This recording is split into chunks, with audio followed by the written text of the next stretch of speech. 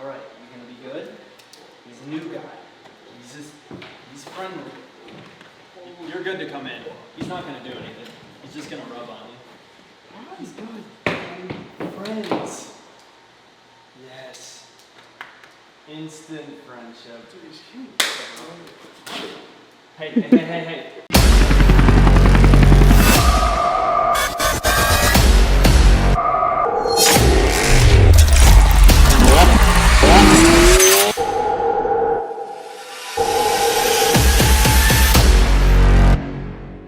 So I was in school, and then when you invited me down here, that was March of like 2017, 2016, 2017. There were 7 guys and a dog in Yeah. a 3-bedroom. You were doing videography then, Yeah. But was it just very... It was switching from a hobby to full-time. So you were I was like still in what school. 99% of people are now. Yeah. Like you just do it on the side. Yeah. It was like you liked it but didn't know if that would actually be... Yeah, I mean, I did it in college just to like make money for like alcohol and stuff Yeah. and, like $50-$100 a video. Yeah, I mean, it definitely started out smaller, and then like once the camera upgrade started, once the name started coming out, after your marketing, of course. What's the transition though between like school and then working with So that company? Because how did you build up the resume to even go so get that job? The thing with that company was, I mean, you know the whole story of my mom, how she passed away and everything, and I was like, I'm kind of just like, I just need to get the hell away from Connecticut. I need to move. I need to start like a new life. That was 2017. Yeah, that was June. So I met you March. Shit, that's only like 2.5 years ago. Yeah, the past year has changed so much. It's been insane. So I met you in March, came down here for that week. I told you, I was like, yo, I'm gonna see you in a year. I was like, I'm gonna be in Miami in a year. I told you I was gonna be in Miami with that M4 in a year, and it happened in like 6 months. Moved down here, my mom's friend, who's kind of tied in with my industry and like the entertainment industry, she knew the guy that I worked for through like a friend or like... So she's from Connecticut. She's from here originally, I'm pretty sure, or Connecticut, but her and my mom were like... We're friends. Very good friends she knew in like the guy their down 20s. here. Yeah. So like your whole manifestation started to come into life. Yeah. Of like, I'm gonna be in Miami, I don't know how, Yeah. but then all of a sudden my mom's friend comes in the picture and knows the guy. Yeah, exactly. So it was either LA or Miami. LA is too expensive. I didn't know anyone out there. Yeah. At least in Miami, I knew you, I knew Dorian. Yeah. LA is much further from home. It's much more expensive. And 13% state tax. Yeah, luckily there's no state tax here. Which is a big thing as you make more and more money and like you have a company, like Jesus, dude, imagine paying $13 more every 100 you make out. That adds up. It was more of fly down, we're gonna interview you. Yeah. We're gonna send you out to shadow these guys. And in your mind, you're like, no, you're gonna hire me, and I'm gonna be running that. I mean, at that point on the phone, when I showed them what I had worked, I've been shooting like live shows, music videos, promotional stuff, entertainment stuff. I've been shooting that for a while. And once he saw like the resume and like the reel and like the portfolio, it was like, okay, he knows he's talented. He has like that eye for catching like special moments and stuff like that. So when I came down here, I remember the first like 2 or 3 nights that I shadowed, I wasn't shooting or anything. I was like, oh, this is gonna be a lot. Like, this is scary. Like going up to random drunk people in a club, getting photos, taking photos of celebs, like being with big mainstream people. Shamelessly going in and just being that guy. Yeah, being that guy with the camera. So I was a little worried at first and everything, and then I went back home. This was before I moved down here. What were you worried about? Just not knowing anyone and like being just like another photographer, or just so to say. Like, do you feel like sometimes you like would make up that you would be a nuisance in a sense, or just like not confident? Like, I want to go deeper on that because that's like kind of a big point. Definitely not confident enough because like I'm like it doesn't seem like I am now, but like super shy. Super shy. 2 years ago, super shy. I wouldn't talk to anyone. So the camera was kind of like your thing to kind of like... It was like a mask. To protect you, Yeah, exactly. That's interesting. Yeah, so the way I like leverage that and everything, I mean, it's totally changed me as a person now. So going into these clubs, shooting these people, literally the music artists and celebs that like, I grew up like, holy crap, like idol. You know, shooting their shows, getting feedback from their manager when like, they ask for the photos and stuff like that, and then seeing my photos get posted on their Instagram, on their social media, like it's crazy. All right, so hobby to full time in 2.5 years. Yep. Okay, so you went from hobby to job. You were there for like a year, yeah? You were there for a minute. A year and a half. A year and a half. 2 years. Okay, so into 2019. Yeah, I just left them in April. So you're working, like, how did you feel? Because we all follow people on social media, right? That we get inspiration from. Whether it's inspiration that turns into like jealousy or like, why is that? Or like, I want to get to that point, right? And at no matter what level you are always reaching up or looking at someone. So for you, when you were in that job, because everyone nowadays tries to shit on jobs, okay? It's bullshit. Yeah. People that shit on jobs, they have no reason to or source to. It's just because they're regurgitating garbage info they've been told, right? So you're in a job for a year and a half. I've like two parts to this question. What was your outlook on like what other people were doing? Did that influence you? Like, did that influence you to feel good or bad about yourself? And then two, how did you leverage that job and that experience to now start your own company? Okay, so... Do you get what I'm asking in the first part? Like when you're inside the job and like your income is kind of capped. Yeah. Are you looking to the outside and what people are saying and doing is like, this job sucks, or like, did you try and find inspiration? And I'd say no, because I still did my own thing on the side. Yeah. I couldn't get hired directly through music artists or clubs because of my contract with them and everything. And I didn't want to do that because I didn't want to ruin such a good thing that I had going.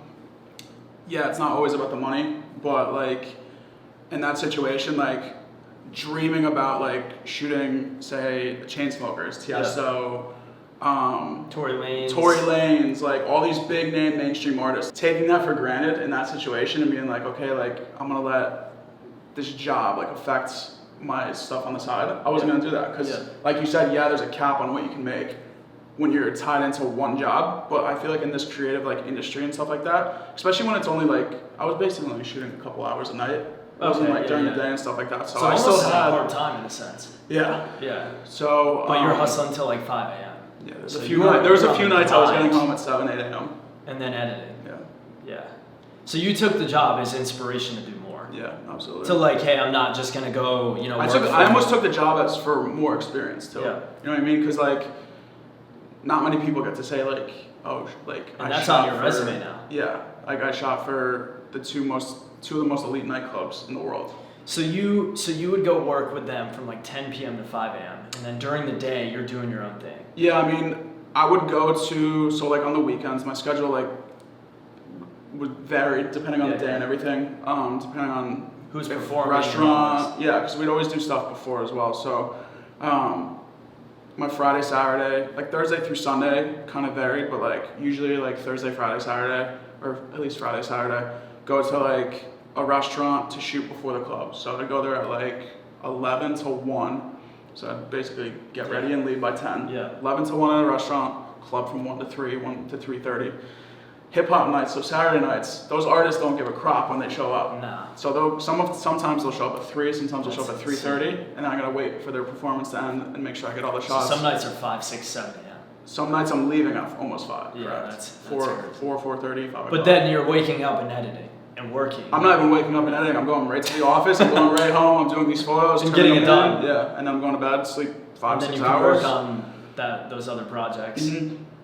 It's kind of like the weekends I kind of gave myself to that job, and like throughout the week, like Monday through Wednesday. You were thinking about what you have now. Yeah, exactly. Which you had to create in your mind, obviously, to then make it a thing. So then you transition out of the job early this year, 2019. Nothing against them at all. It's just like I got tired of being in nightclubs. Of course, and it's honestly not good for you long term. I was so sick. I was sick all the time. It's not good. Yeah. But okay, so then beginning of this year, what month did you launch Whiteout? So I had been planning because I had my own personal brand, and I was like, okay, well, there's only so much I can do. Visuals. Yeah, there's only so much I can do with that. I can't really leverage that against like big companies and like hotels or like brands. JM. Yeah, exactly. Like it's not like you hire or you bring like people on your team and they're like, oh, like I'm Kathy or Corinne or like Sophie or Matt or like Charles from JM Visuals. It's like, who the hell is JM? Like, you know what I mean? Of course. So create something bigger than just. I created something bigger than that. So basically, I've always had a thing for like capturing like the right moment and like just traveling, working with lifestyle brands, doing music stuff on the side, working with obviously, you know, up and coming music artist, if the shot ever comes to direct for someone like big, yeah, it's there. I'll take it. But I think whiteout is, we're not tied down to one thing. We do various things, whether it's shooting for hotels in Australia, Bali, Philippines, which is very popular right now, which is kind of that lifestyle travel wave. Yeah, that lifestyle travel wave. It's kind of, it's hard to like be different because there's so many people just doing like. Yeah, I mean Jay Alvarez kind of started that wave. He like did 5-6 years ago. He did, yeah. And it's still going strong. Yeah, I mean definitely. people base their entire image off of stuff like that. So for you, that's good, you know. That is very true, but yeah, I mean there's a bunch. So when did you start the company? We started it I launched it in July. Okay, so it's 6 months old. Yeah. 5 months old. Yeah. 5 I was months. I was kind of like releasing it slowly and slowly and slowly just to wait for the new year. Yeah. Just to get all the BS out of the way. So I just wanted everything lined up to get ready for launch, and then have 2020, the new year, just. So this year's kind of like it's a pre-launch in a sense. Exactly. It's like a pilot. So what's the goal for 2020? A lot. Is it a money goal? Is it a travel goal? Is I'd it a say- shoot with this person goal? Like what are your hard outline goals? Because I feel like in this industry it's hard too, because like the creative industry, it's extremely hard to make a business out of. 100%. Like only a business, right? So I feel like your goals have to be pretty strong so that you're reaching towards making it stay. Yeah, I mean, I definitely have a lot of goals. My partner definitely has a lot of goals for our company and everything. I mean, one of them is definitely getting as many, probably, I'd say 100 different clients. 100 clients. 100 clients. That you're shooting with. I'd like to put, I'd say 100 clients throughout the year. I'd like to have 5 to 10 to 12 retainers a month. Okay. Because that's residual income. Of course. And that's good for the business. That's good for personal income and stuff like that. So work with 100 different people next year. Yeah. What's your minimum rate? How could someone work with you? So we have various rate for shooting. Yeah. So we have various. Like say I'm coming to Miami and I want you to shoot with me. There's no fixed rate that we have. Obviously it depends on project to project, but there is packages that we do. Yeah. So for promotional videos, 30 seconds, 60 seconds, 2 minutes, short films, photo. There's different rates for different people. Depends if I get referred to, if someone refers me, you know what I mean? Yeah. If it's just someone out of the blue that just hits me up, that They'll they found definitely me on get a retail Instagram. price. Yeah, they'll get the full price. So what's a minimum dollar amount though? That would be Photo per hour, 300. Okay. The video per hour, we don't really do by hour. I'd say a 30-second promo video is going to cost $1,500. Yeah, and you have the red. We have 2 reds. 2 reds. Well, That's we have a red in-house. We have a red in-house. I'm getting a red myself, so How we're going much? to have 2 reds in-house. Oh, okay. Do you And then want the other one? No, it's my boys. Okay.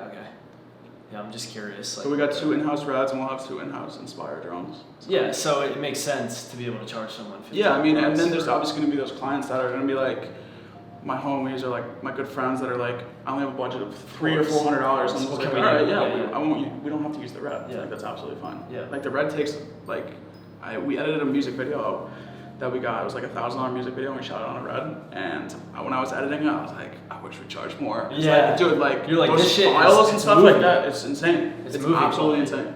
You're using Paramount movie cameras. Yeah, absolutely. So so $300 to $500, someone could work with you. Yeah. Yeah, that's not bad at all. I feel like that's the going rate. Mm-hmm. So next year 100 clients. Even if you just got them at the minimum, that'd be 500,000 about.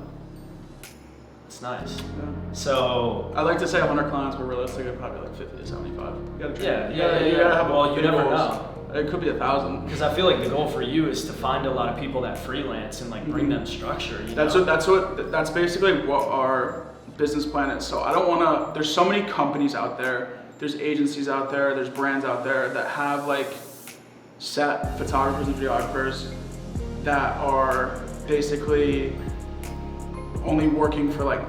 Yeah. What I want to do and what we're planning on doing is we're reaching out to different brands. We're reaching out to different hotels, different companies, car companies, real estate and stuff like that. We're reaching out to them and being the easy pitch just to get the conversation started.